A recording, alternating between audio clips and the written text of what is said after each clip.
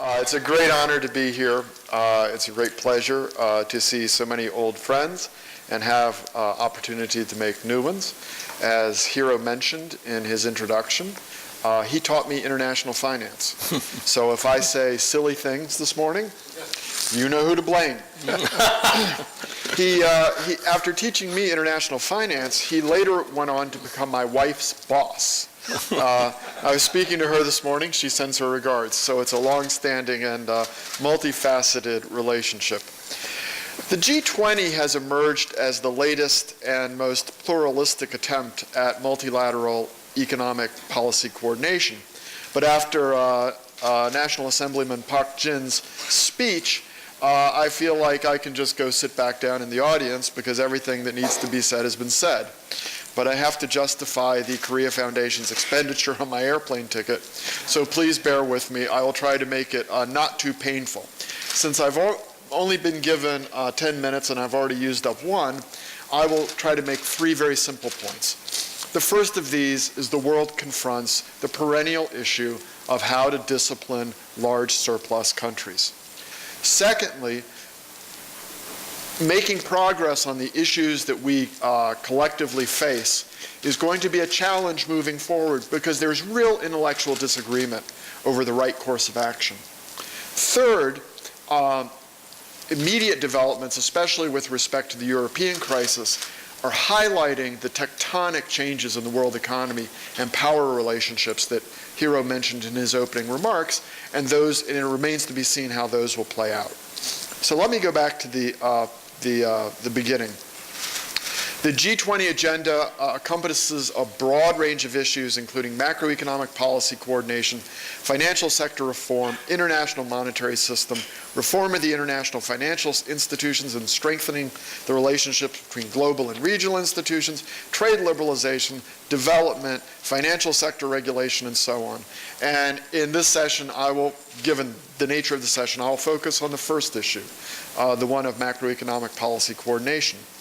Now, on that central issue, progress thus far is better measured in terms of progress rather than promise rather than achievement. At the Pittsburgh summit, the G20 leaders committed themselves to something called achieving strong, sustainable, and balanced growth. And at each succeeding summit, they have laid out an ever more elaborate and articulate set of mechanisms for trying to do that. Here in Seoul, at the Seoul summit, they established a set of indicators of internal and external imbalance, and a number of the larger countries, including China, the United States, Japan, France, Germany, India, and the United Kingdom, agreed to a greater degree of scrutiny than the other countries. And that is all to be welcomed. But history is littered with such exercises in which countries made commitments to policy reforms that promptly fell by the wayside. And the key issue was and remains enforcement. It is difficult from the outside to force large countries, especially large surplus countries, to alter their policies. And in this regard, my colleague Ted Truman makes three recommendations, which I think are quite worthwhile. The first is that commitments should be as specific as possible with figures and dates. Specificity will not solve the enforcement problem, but without specificity, enforcement is almost impossible because the commitments themselves are simply too nebulous. Second, the process should be as transparent as possible, and he recommends using the IMF as kind of a neutral third party to make a lot of the basic facts, so to speak, apparent to all the participants. Third, action should not be allowed to be defined in terms of some future that never arrives.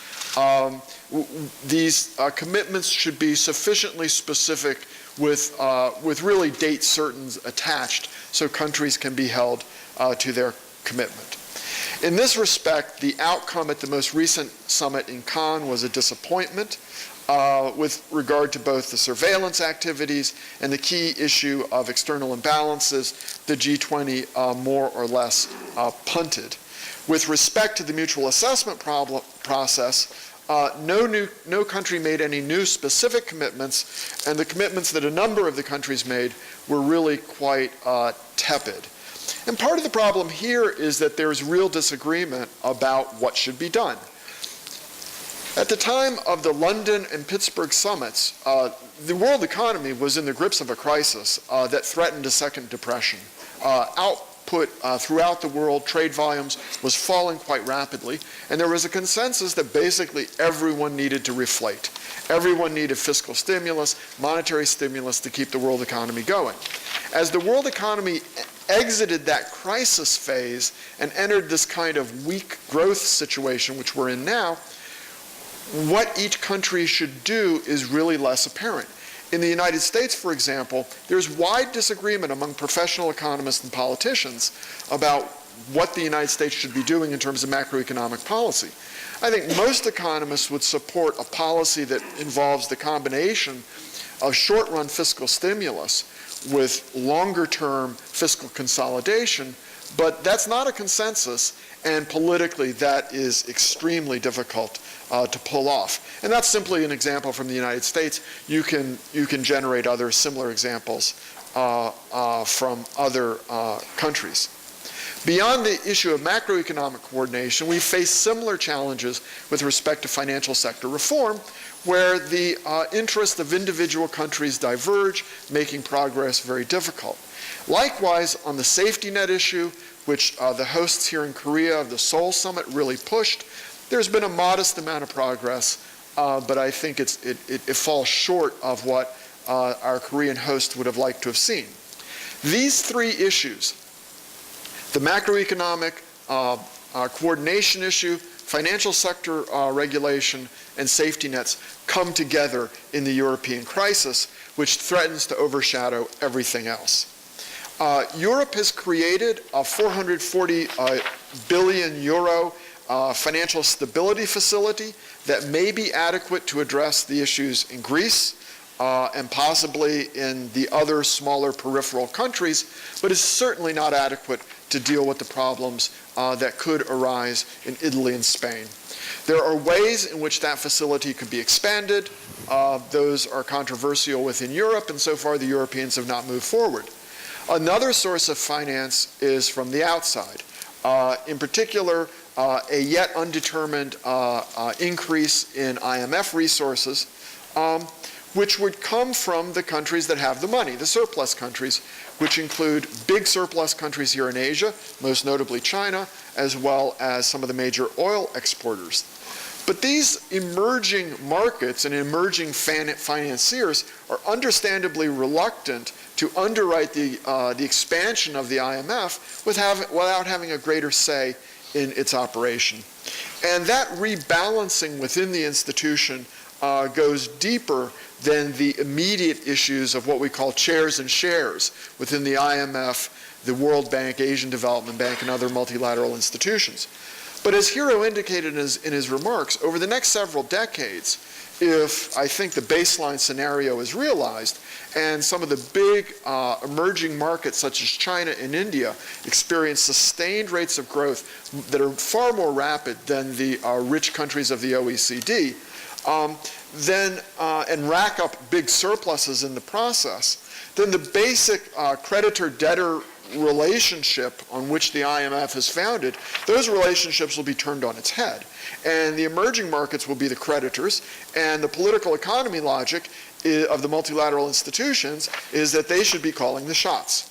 But with power comes responsibility, and this is where there are increasing demands on China to do various things. But it's not just China. The same arguments could be applied to India and other countries as well. So today, the world economy faces is in a really precarious place. There is enormous uncertainty, most of it generated by the European crisis.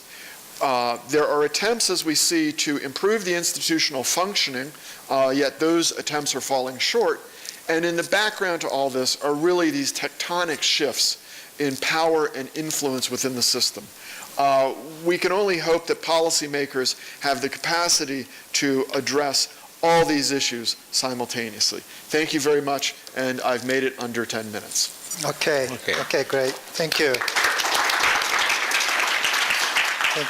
Thank you very much. We come back to the question, just before moving to Yondin, you said it would be very difficult to discipline large surplus countries. Do you think it's easy to discipline a large deficit country, the United States? It's easier. The market will discipline the deficit countries in ways that it less apparently disciplines surplus countries. It's hard to discipline large countries, but having a big surplus makes it even more difficult.